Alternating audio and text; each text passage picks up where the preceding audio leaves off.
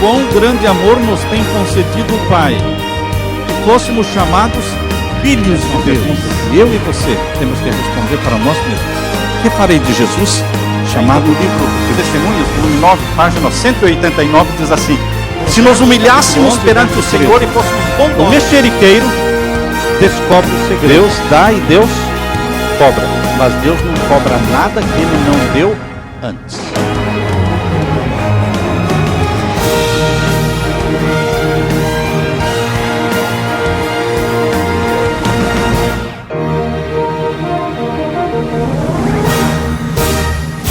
Saudamos a todos os nossos queridos irmãos nesta quarta-feira.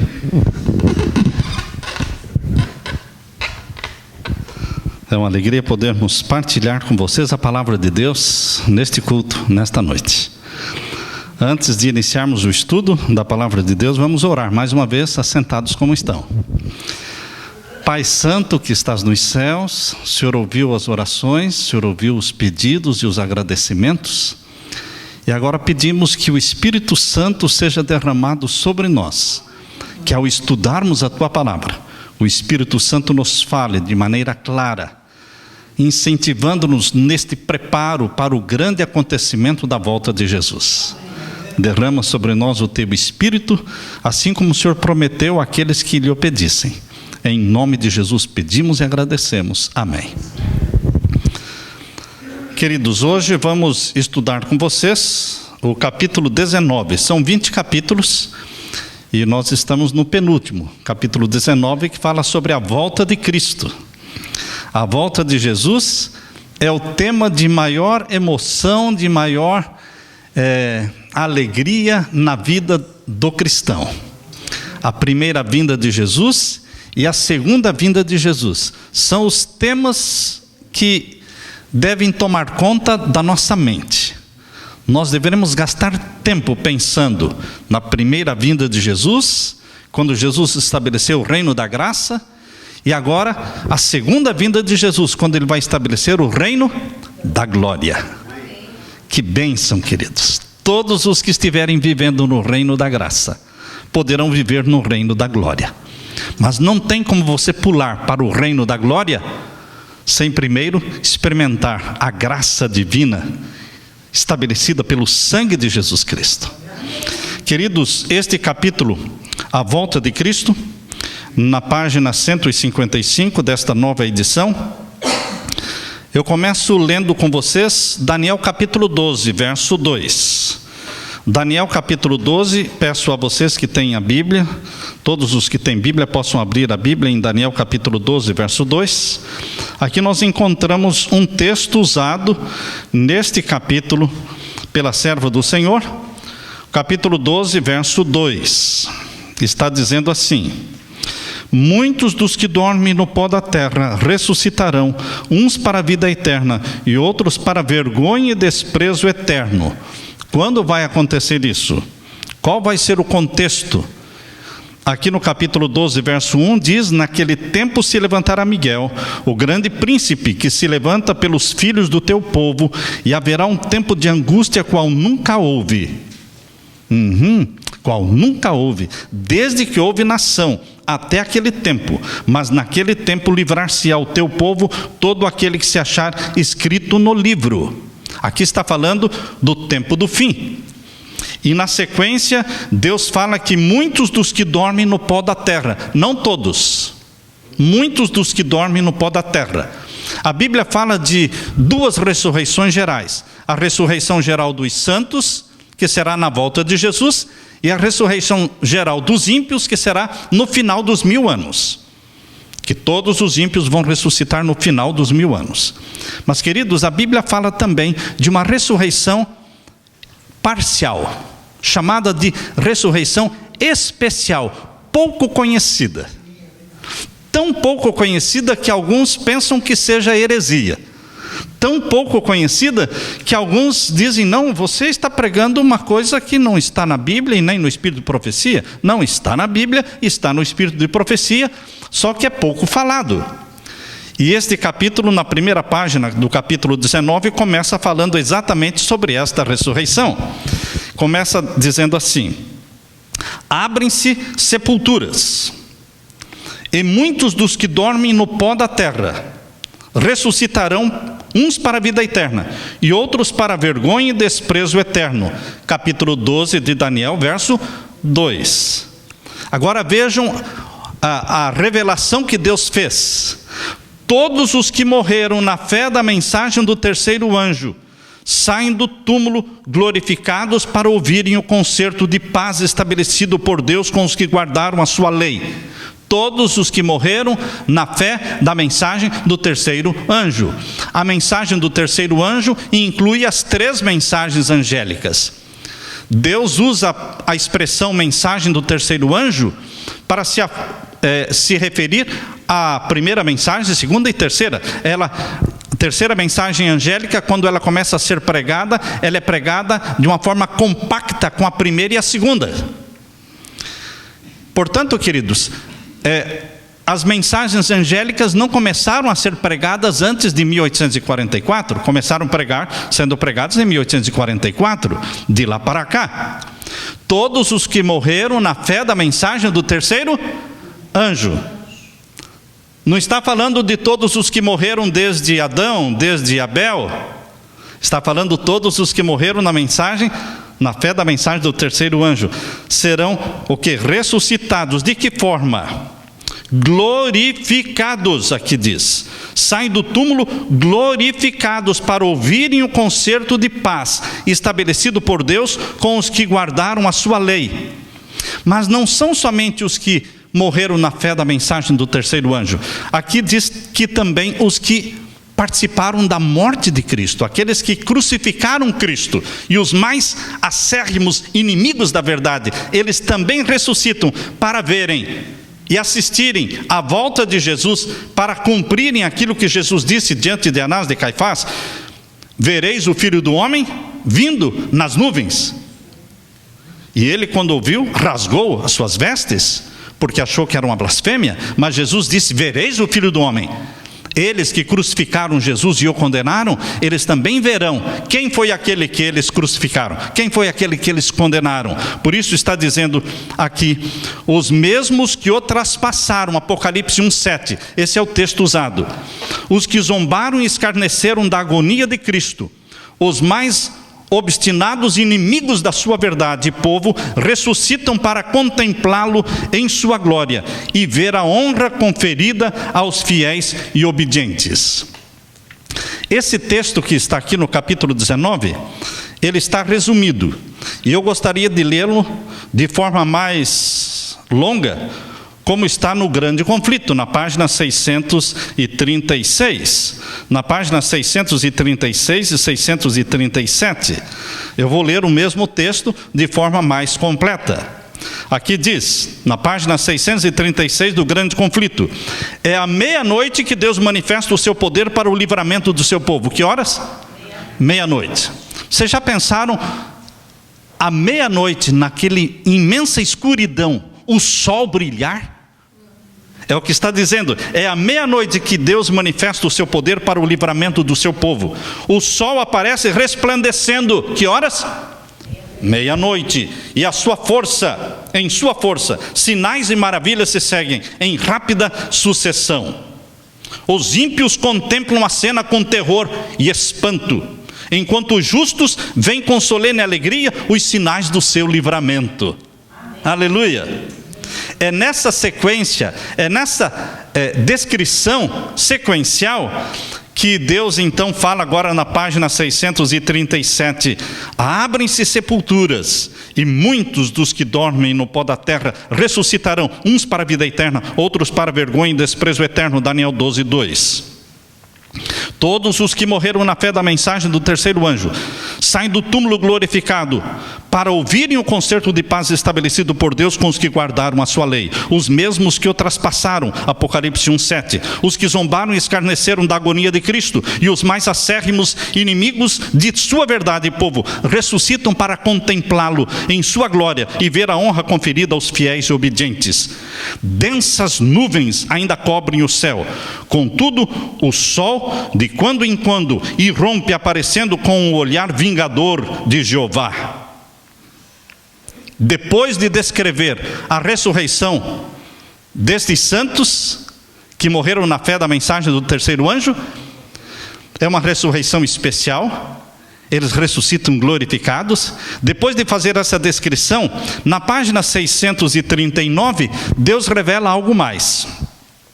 Vejam na página 639 do grande conflito.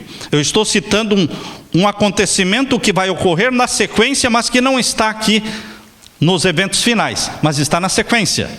Na página 639, grande conflito diz: enquanto estas palavras de santa confiança ascendem a Deus, as nuvens recuam, e se veem os constelados céus, indescritivelmente gloriosos, em contraste com o firmamento negro e carregado de cada lado. A glória da cidade celestial emana de suas portas entreabertas. O que vai acontecer depois da ressurreição especial dos santos que morreram na fé da mensagem do terceiro anjo? O céu vai se abrir, cumprindo uma profecia que está em Apocalipse capítulo 11, verso 19. Abra sua Bíblia. Em Apocalipse capítulo 11, verso 19, esta é a profecia que vai se cumprir na sequência. Apocalipse capítulo 11 e o verso 19. Depois da ressurreição especial, o próximo acontecimento majestoso é o quê? Apocalipse 11, 19. Abriu-se no céu o templo de Deus, e a arca do seu concerto foi vista no seu templo. E houve relâmpagos e vozes e trovões e terremotos e grande saraiva. Queridos, depois que os santos ressuscitam, glorificados, não estamos falando da ressurreição geral, na volta de Jesus. Estamos falando de uma ressurreição especial, um pouco antes da volta de Jesus, que inclui os santos que morreram na fé da mensagem do terceiro anjo e os ímpios que participaram da crucifixão de Jesus. Depois que isso acontece, aparece no céu a glória da cidade santa. A glória da cidade celestial emana de suas portas entreabertas. E o que aparece então? Quando abre-se o céu e aparece a glória da cidade da Nova Jerusalém, aparece o quê? Na sequência diz: aparece então de encontro ao céu uma mão segurando duas tábuas de pedra, dobradas uma sobre a outra. Diz o profeta: os céus anunciarão a sua justiça, pois Deus mesmo é o juiz. Salmo 50, verso 6. Aquela santa lei, a justiça de Deus, que por entre trovões e chamas foi do Sinai proclamada como guia da vida, revela-se agora aos homens como a regra do juízo. A mão abre as tábuas e vence os preceitos do decálogo, como que traçados com pena de fogo. As palavras são tão claras que todos as podem ler. Ímpios e salvos contemplam a lei estampada no céu dos 10 mandamentos, e todos podem ler, todos terão que ler. Muitos não gostariam de ler esses 10 mandamentos estampados no céu, porque são inimigos da lei de Deus, mas eles terão que ler os mandamentos que eles desprezaram, os mandamentos que eles pisaram, os mandamentos que eles transgrediram. Eles terão que ler, porque afinal de contas eles terão que ter consciência do pecado que cometeram. O regozijo dos salvos contemplando a lei de Deus no céu, e o terror dos ímpios ao contemplarem a mesma lei. Reações diferentes. Reações diferentes. E aqui diz: a mão abre as tábuas e vence os preceitos do decálogo, como que traçados com pena de fogo. As palavras são tão claras que todos as podem ler. Desperta-se a memória, varrem-se de todas as mentes as trevas da superstição e heresia, e os 10 preceitos divinos, breves, compreensivos e autorizados, apresentam-se à vista de todos os habitantes da terra. E é impossível descrever o horror e o desespero dos que pisaram os santos mandamentos de Deus. É um terror. Membros de igrejas, pastores, clérigos, todos, eles ficam abismados, porque agora eles contemplam no céu aquilo que eles tanto desprezaram. Queridos, só depois da ressurreição especial, só depois da lei de Deus ser estampada no céu, só então eles ouvirão uma voz. A voz de Deus será ouvida. A voz de Deus será ouvida e entendida pelos santos. Mas a voz de Deus será ouvida e não entendida pelos ímpios, porque para eles será como um barulho de trovão. Eles não vão entender nada, mas os salvos entenderão a voz de Deus, declarando o dia e a hora da volta de Jesus. Ah, queridos, que segredo guardado a 7 chaves, não é? Deus não tem segredos, Deus tem um segredo. E eu gostaria que vocês pensassem naquele texto de Jesus que diz: daquele dia e hora ninguém sabe, nem os anjos, nem o Filho do Homem, mas somente o Pai. Este segredo será revelado. Quando vai ser revelado? Apocalipse capítulo 10. Apocalipse capítulo 10 e o verso 7 fala o momento exato em que este segredo de Deus será revelado. Agora lemos aqui em Apocalipse capítulo 10 e o verso 7. Capítulo 10 de Apocalipse, verso 7. Lemos: mas nos dias da voz do 7º anjo. Quando? Nos dias da voz do 7º anjo, quando tocar a sua trombeta. Quando o 7º anjo tocar a 7ª trombeta, se cumprirá o quê? O segredo de Deus, como foi anunciado aos profetas, os seus servos. Deus só tem um segredo, e esse segredo vai se cumprir quando a 7ª trombeta for tocada. Quando a 7ª trombeta for tocada, acontecem duas coisas. Duas coisas acontecem quando a 7ª trombeta for tocada. A primeira coisa, Apocalipse 11, verso 19. Apocalipse 11, 19 diz assim. Estão vendo aí a 7ª trombeta? Lá em cima no capítulo 11, verso 15, diz a 7ª trombeta. Quando ela for tocada, tem uma descrição do que vai acontecer. E no verso 19 diz que o céu vai se abrir e vai se ver o quê? A arca do concerto, ou seja, a lei de Deus estampada no céu. Mas lá em Apocalipse 10, verso 7, diz que também quando for tocada a 7ª trombeta, Deus vai revelar o segredo. Que segredo? O segredo que Ele revelou em visão para a sua serva. Quando Ellen White teve a visão, ela disse: Deus declarou o dia e a hora. Mas quando eu saí da visão, eu não lembrava mais do dia e da hora. Quando eu saí da visão, eu não lembrava mais. E não era para lembrar mesmo. Por quê? Porque é um segredo que Deus vai revelar quando for tocada a 7ª trombeta. Voltando agora para a leitura aqui deste livrinho, queridos, do Eventos Finais, na primeira página que estamos lendo aqui, na página 155, aqui nós lemos: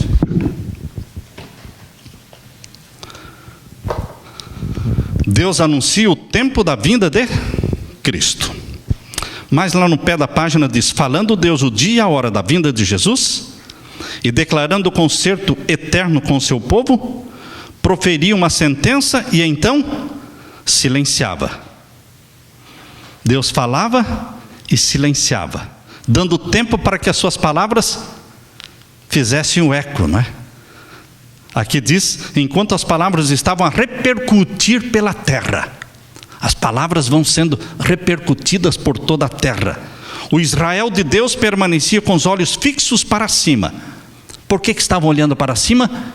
Porque lá está a lei de Deus, e de lá vem também do céu aberto, e emanando do céu vem a glória da cidade celestial, e ali eles ouvem uma voz. O Israel de Deus permanecia com os olhos fixos para cima, ouvindo as palavras enquanto elas vinham da boca de Jeová e ressoavam pela terra, como estrondos do mais forte trovão. Era terrivelmente solene. No fim de cada sentença, o que acontecia? Os anjos aclamavam: glória, aleluia. Seus rostos iluminavam-se com a glória de Deus e resplandeciam de glória, como fazia o de Moisés quando desceu do Monte Sinai. Os ímpios não podiam olhar para eles por causa da glória. E quando a interminável bênção foi pronunciada sobre os que haviam honrado a Deus e santificado o seu sábado, houve uma grande aclamação de vitória sobre a besta e a sua imagem. Agora, a serva de Deus diz assim: não tenho mais leve conhecimento quanto ao tempo anunciado pela voz de Deus. Ouvi a hora proclamada, mas não tinha lembrança alguma daquela hora depois que saí da visão.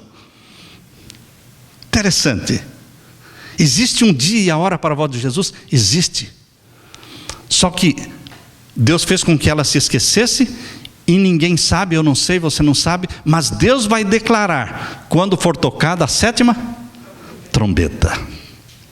Quando a terra cambalear como um bêbado, quando os céus se abalarem e tiver vindo o grande dia do Senhor, quem subsistirá? Uma cena eles contemplarão com tremor e agonia, e da qual em vão procurarão escapar. Eis que vem com as nuvens, e todo olho o verá. Apocalipse 1:7.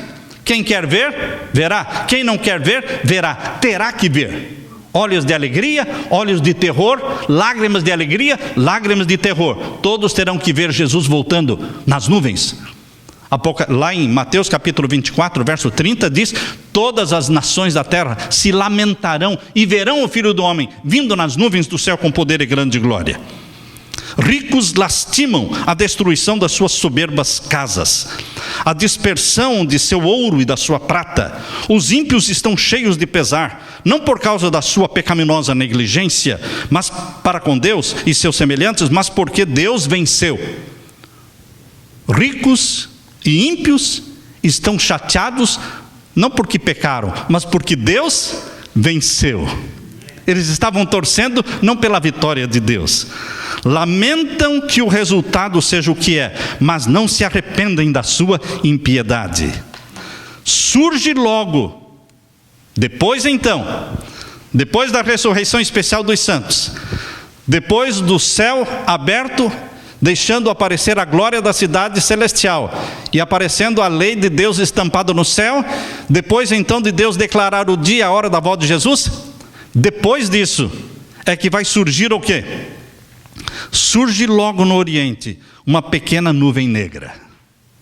Isso vem na sequência. No livro Grande Conflito vem na sequência. É muito bom ler ali aquele capítulo do livramento dos justos. Surge logo no Oriente uma pequena nuvem negra, aproximadamente da metade do tamanho da mão humana. Então é uma nuvem muito pequenininha que surge lá no céu, negra, escura. É a nuvem que rodeia o Salvador, e que a distância parece estar envolta em trevas. Não é trevas, mas a distância é tão pequenininha que parece envolta em trevas. O povo de Deus sabe ser esse o sinal do Filho do Homem. Em solene silêncio, fitam-na enquanto se aproxima da terra. E mais brilhante e gloriosa vai se tornando, até se tornar uma grande nuvem branca. A pequenina nuvem do tamanho da metade da mão de um homem, ela vai crescendo e vai se tornando uma grande nuvem branca, mostrando na base uma glória semelhante ao fogo consumidor, e encimada pelo arco-íris do concerto. Jesus, na nuvem, avança como poderoso vencedor.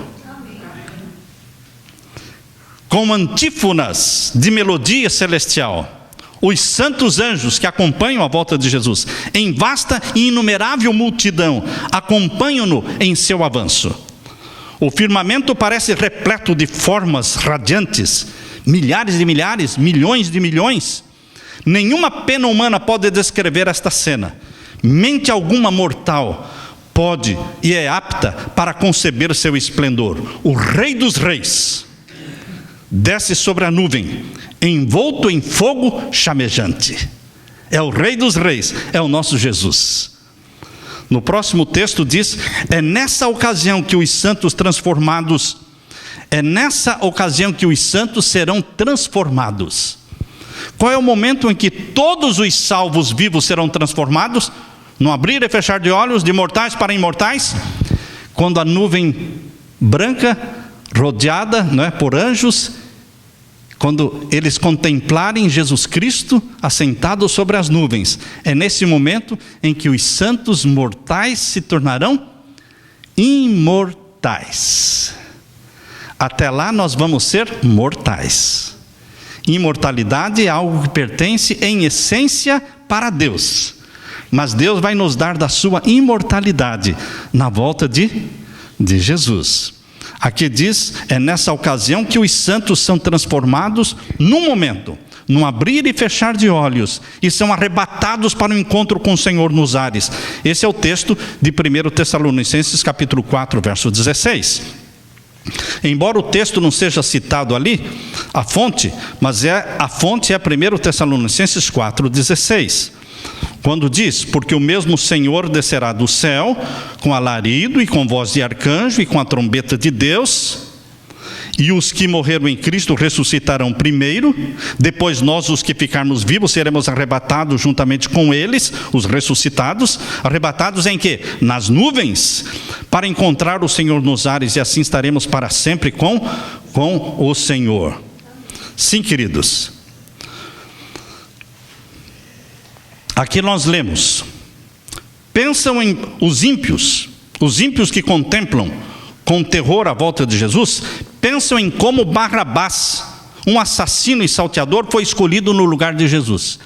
Agora, quando os ímpios contemplam a volta de Jesus, eles começam a pensar na loucura que fizeram em ter escolhido Satanás e não Jesus, escolhido Barrabás e não Jesus. Pensam em como Barrabás, um assassino salteador, foi escolhido em seu lugar.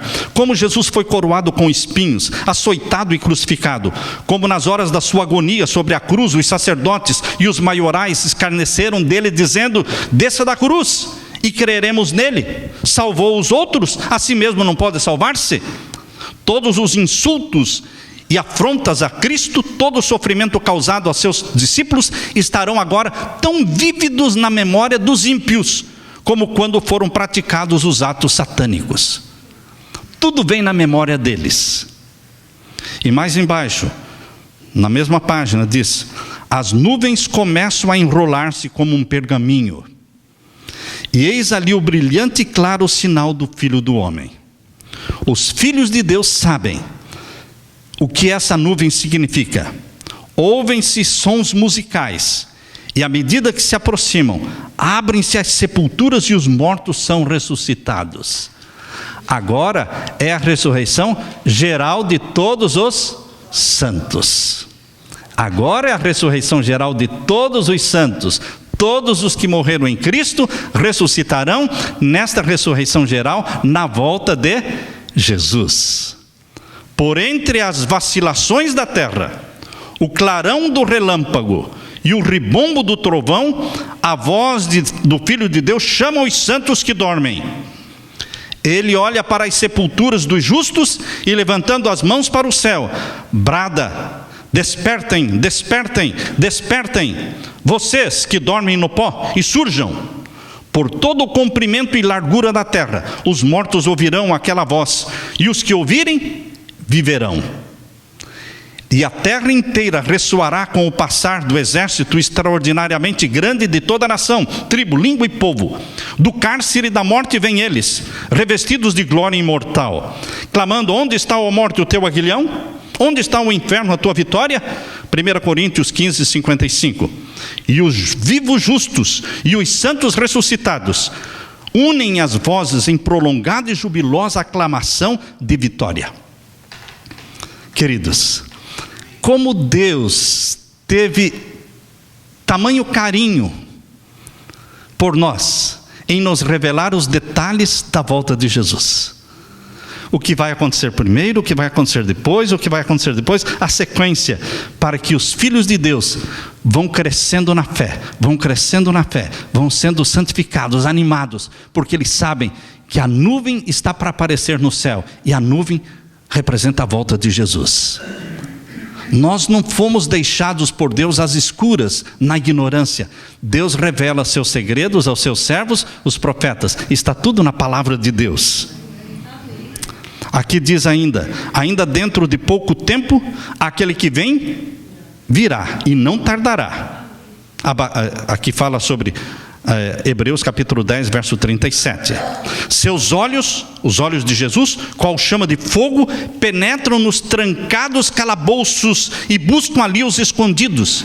Filhos de Deus presos, filhos de Deus nas prisões, mas os olhos de Deus penetram nos escondidos calabouços, pois seus nomes estão escritos no livro da vida do Cordeiro. Esses olhos do Salvador estão acima de nós, em nosso redor, observando toda dificuldade, discernindo todo perigo, e não há lugar onde os seus olhos não possam penetrar. Jesus vê tudo, nenhuma tristeza e sofrimento de seu povo onde não chegue a compaixão de Jesus. Isso mostra, queridos, que na volta de Jesus, muitos filhos de Deus estarão presos, muitos filhos de Deus estarão escondidos, mas Deus vai libertá-los. Muitos estarão sentenciados à morte, só sentenciados porque não vão morrer. Deus os libertará. Mais embaixo diz: os herdeiros de Deus vieram dos esconderijos das choças, vieram dos calabouços, dos cadafalsos, das montanhas, dos desertos, das covas da terra, das cavernas do mar. E mais embaixo na página diz: demoro-me com prazer sobre a ressurreição dos justos, os quais sairão de todas as partes da terra, de cavernas rochosas, de calabouços, das covas da terra, das águas do mar. Pessoas que morreram no mar serão ressuscitadas no mar. Pessoas que morreram no rio serão ressuscitadas do rio. Ninguém é passado por alto, todos ouvirão a sua voz. Eles sairão com regozijo e vitória. Por que vitória? Porque nós estamos do lado do vencedor. E quem está do lado do vencedor é vitorioso. Pelo derramamento terrível da ira de Deus sem mistura, sucumbem os ímpios habitantes da terra. Sacerdotes, padres, governantes, povo, ricos e pobres, elevados e baixos. E serão os mortos do Senhor naquele dia, desde uma extremidade da terra até a outra extremidade da terra. Não serão pranteados, nem recolhidos, nem sepultados. Jeremias 25, 33. Os ímpios morrerão, e como morrerem, assim ficarão, sem serem pranteados. Ninguém para chorar por eles. E assim eles vão permanecer durante os 1000 anos. Porque os salvos vão para o céu, mas os ímpios mortos permanecem na terra. É uma carnificina. E aqui fica Satanás e os seus anjos por 1000 anos, não é? Por 1000 anos. Mas os salvos no céu, na nova Jerusalém. Por ocasião da vinda de Cristo, os ímpios são eliminados da face de toda a terra. Todos.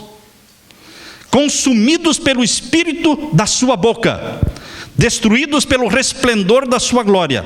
Cristo leva o seu povo para a cidade de Deus, a nova Jerusalém, e a terra é esvaziada dos seus moradores. Cumpre então o que diz em Jeremias: olhei para a terra e não vi pássaro, não vi animal, não vi ser humano nenhum, não havia ninguém sobre a terra, só trevas. Permanece esse estado caótico por 1000 anos, são os 1000 anos de Apocalipse 20. Mas os salvos no céu, a glória do rosto de Jesus, para os justos, para os santos é vida, mas para os ímpios é fogo consumidor. Aquela glória que emana do rosto de Jesus, para os salvos é vida, porque quando eles contemplam a glória de Cristo, eles estão transformados de mortais para imortais. Mas os ímpios, ao contemplarem a mesma glória, são consumidos, são destruídos, porque eles viveram no pecado e aborreceram a Deus. Poderiam aqueles cujo coração está cheio de ódio a Deus, poderiam estes que têm ódio a Deus, ódio à verdade, ódio à santidade, poderiam eles se unir à multidão celestial e participar dos seus cânticos de louvor? Não. Para eles seria uma coisa chata, uma coisa insuportável, serem levados para o céu e ficarem cantando louvores a Deus. Quem não gosta de louvar a Deus aqui, não gostaria de louvar a Deus no céu. Quem não é habituado a obedecer a Deus aqui, também não teria nenhum prazer em obedecer a Deus no céu. Por isso, é um ato de misericórdia de Deus não levá-los para o céu, porque caso os levasse, eles pediriam para pular de lá. Eles não suportam. Eles não suportam. Para ilustrar isso, eu conto para vocês a história do bêbado.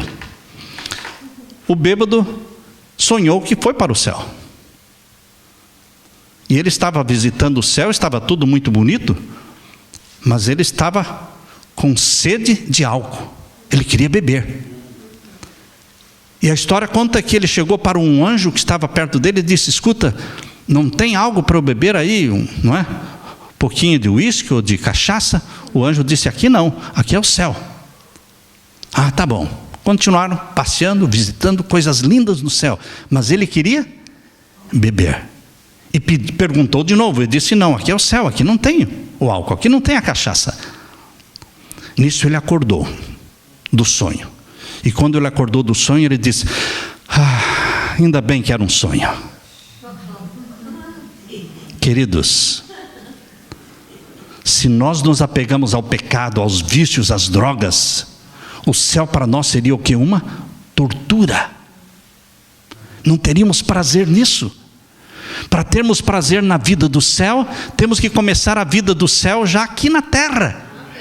Estudando a Bíblia, amando a Deus, amando o próximo, confessando os nossos pecados, tendo prazer na justiça.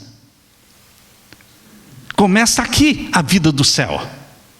Não espere a volta de Jesus. Comece hoje sua vida de louvor a Deus, de confissão, de estudo da Bíblia, de consagração. Uma vida inteira de rebeldia contra Deus incapacita a pessoa para o céu. A pureza, a santidade e a paz dali do céu seria para os ímpios uma tortura, diz aqui. A glória de Deus seria para eles um fogo consumidor. Almejariam fugir daquele santo lugar. O destino dos ímpios se fixa por sua própria escolha. Dá para entender isso? Não foi Deus que escolheu a morte dos ímpios, foram eles que escolheram a morte. Deus propõe a vida e a morte. Eu vos proponho a vida ou a morte? E Deus diz: escolhe, pois, a vida. Mas e se o ímpio escolhe a morte? A responsabilidade é de quem? Do ímpio. Não podemos jogar sobre Deus a morte dos ímpios, a culpa da morte dos ímpios. Eles escolheram. Deus queria que todos vivessem, por isso Jesus morreu por todos. O destino dos ímpios se fixa por sua própria escolha. Sua exclusão do céu é espontânea da sua parte. Eles se excluíram do céu espontaneamente. E justa é a misericórdia de Deus em deixá-los fora, porque eles pediram para ficar fora. Os justos vivos são transformados num abrir e fechar de olhos. 1 Coríntios capítulo 15, verso 52. À voz de Deus eles foram glorificados. Agora tornam-se imortais. E com os santos ressuscitados, são arrebatados para encontrar o Senhor nos ares. Os anjos ajuntarão de uma a outra extremidade dos céus e da terra, os seus escolhidos. Mateus 24, 31. Crianças são recolhidas e levadas pelos santos anjos aos braços de suas mamães. Seu filhinho que morreu será devolvido para você. Amigos há muito tempo separados pela morte reúnem-se para nunca mais se separarem. E com cânticos de alegria ascendem juntamente para a cidade de Deus, a Nova Jerusalém. Por quantos dias estaremos ascendendo e subindo em direção à Nova Jerusalém? 7 dias, diz aqui. Todos nós entramos na nuvem. A nuvem não é simplesmente nuvem. A descrição aqui é de que é uma nuvem viva, porque ela tem rodas, ela se movimenta. Aqui diz, olha, todos nós entramos na nuvem e estivemos 7 dias ascendendo para o mar de vidro. Deus trabalha em ciclos de 7. Deus trabalha em ciclos de 7. É bom a gente entender isso, né? E até a nossa ascensão ao céu será de 7 dias. E ao avançar o carro, diz aí, ao avançar o carro, que carro? Carro de nuvens. É um carro de nuvens que nós entramos nele. E as rodas do carro de nuvens clamavam. Então, é um carro de nuvens, não é? Vivo. Porque as rodas clamavam o quê? Santo. Se você quiser entender melhor isso aqui, leia Ezequiel capítulo 1. Ezequiel capítulo 1 descreve o trono de Deus, cheio de rodas, se movimenta para frente e para trás, não é? Aqui diz que ao avançar o carro, as rodas clamavam santo, e as asas dos anjos, não é? Ao se moverem, clamavam o quê? Santo. E o séquito de anjos ao redor da nuvem clamavam o quê? Santo, santo, santo é o Senhor Deus Todo-Poderoso. É o mesmo que está lá em Apocalipse capítulo 4, quando os anjos querubins clamam, santo, santo, santo é o Senhor Deus Todo-Poderoso. É assim que eu gosto de orar cada manhã, santo, santo, santo é o Senhor Deus Todo-Poderoso, porque é assim que os anjos fazem, é assim que nós vamos fazer ao ascender 7 dias para o céu. E os santos na nuvem clamavam, glória, aleluia. Quão glorioso será ver a Jesus e receber as boas-vindas como remidos, comprados pelo sangue de Jesus. Jesus nos recebe com alegria. Mais embaixo diz, com indizível amor, Jesus dá as boas-vindas para os seus fiéis. Primeiro ele morreu por você. Depois ele ressuscitou por você e subiu ao céu. Depois ele voltou do céu por você. E agora ele leva você para o céu. E agora, antes de entrar na Nova Jerusalém, Jesus Cristo dá as boas-vindas aos seus fiéis para o gozo do Senhor. Essa alegria divina consiste em ver o reino da glória, as pessoas ali que foram salvas por sua agonia e sua humilhação. Compensou a morte de Jesus na cruz, compensou o seu sofrimento. Ele vê agora o resultado da sua morte na cruz e fica satisfeito, cumprindo a profecia de Isaías 53, verso 11, que diz, viu o resultado da sua obra e ficou satisfeito.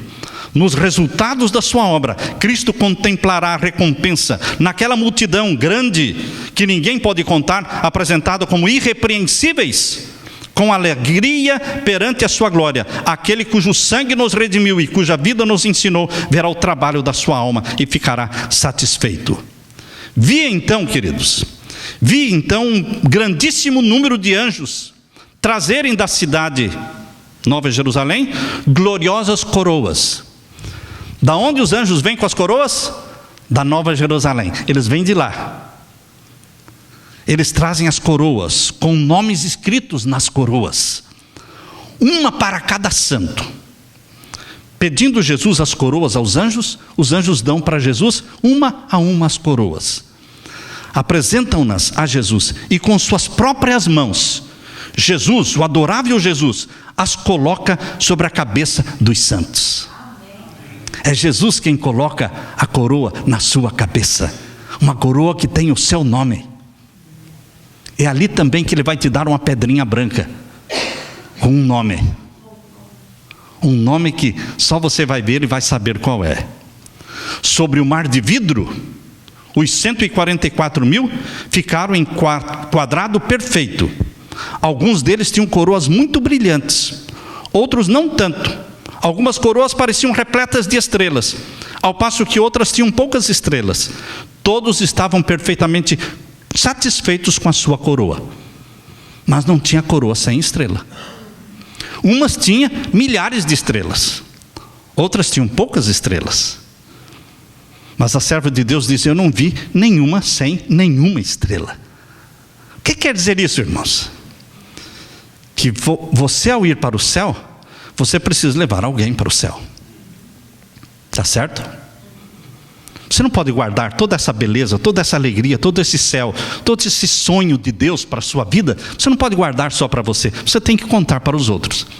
E quando você contar isso para os outros, você tem que contar com brilho nos olhos, com grande alegria, que você vai inspirar a pessoa a tomar a decisão ao lado de Jesus, convencer a pessoa de que vale a pena abraçar Jesus como Salvador. Vale a pena. O céu é muito bom. E o amor de Jesus é infinito. Não haverá ninguém salvo no céu com uma coroa sem estrelas. Cada estrela são pessoas que você ganhou para Jesus. Pelo exemplo, às vezes você ganha uma pessoa para Jesus e nem fica sabendo, porque você muda daquele lugar e a pessoa se converte e você nunca ficou sabendo. Você vai descobrir no céu pessoas que vão estar lá dizendo: eu fui salvo por Jesus por seu testemunho, e você não sabia. Serão surpresas. Se lá entrarmos, haverá alguma pessoa nas cortes da glória que encontrou entrada ali por seu e por meu intermédio. Amém, irmãos? Você é o rosto de Jesus para as pessoas. Você é a mão de Jesus para as pessoas. Você é o sorriso de Jesus para as pessoas. As pessoas estão olhando para os seguidores de Jesus como sendo exemplos na terra. E nós deveremos mostrar o caminho, deixar a luz brilhar. Antes de entrar na cidade de Deus, antes de entrar na Nova Jerusalém, o Salvador Jesus concede a seus seguidores os emblemas da vitória. É a coroa, lembra-se da pedrinha branca? Tem mais coisa. Antes de entrar na Nova Jerusalém, ele concede os emblemas da vitória, conferindo-lhes as insígnias da sua condição real. As fileiras resplendentes são dispostas em forma de um quadrado aberto ao centro em redor do seu rei. O rei dos reis está no meio do quadrado. Sobre a cabeça dos vencedores, Jesus coloca com as próprias mãos a coroa de glória. Em cada mão são colocadas uma palma do vencedor, e uma harpa resplandecente. Você recebe uma palma e uma harpa resplandecente. Para que a harpa? Então, quando os anjos dirigentes começam a tocar, todas as mãos dos santos deslizam com maestria sobre as cordas da harpa. Como é que eu vou tocar a harpa se eu nunca aprendi? Deus vai nos dar essa capacidade. Para louvarmos o nome dele, ele vai nos ensinar a tocar. Porque todas as mãos, quando os anjos começarem a tocar, todos nós também vamos tocar. Aqui diz: colocada, ferida aos anjos, aos dirigentes anjos ferirem as notas, todas as mãos deslizam com maestria sobre as cordas da harpa, tirando-lhe suave música em ricos e melodiosos acordes. Diante da multidão de resgatados está a santa cidade, a Nova Jerusalém. Jesus abre amplamente as portas de pérolas da Nova Jerusalém, e as nações que observaram a verdade entram na Nova Jerusalém. Quem vai entrar na Nova Jerusalém? As nações que observaram a verdade. Quem é a verdade? Jesus disse: eu sou o caminho, a verdade e a vida. Vamos abraçar Jesus, agarrar nele e ficar com ele dia e noite, todos os dias em comunhão com ele, para contemplá-lo em glória e vivermos com ele eternamente. Amém, irmãos? Amém. Deus seja louvado.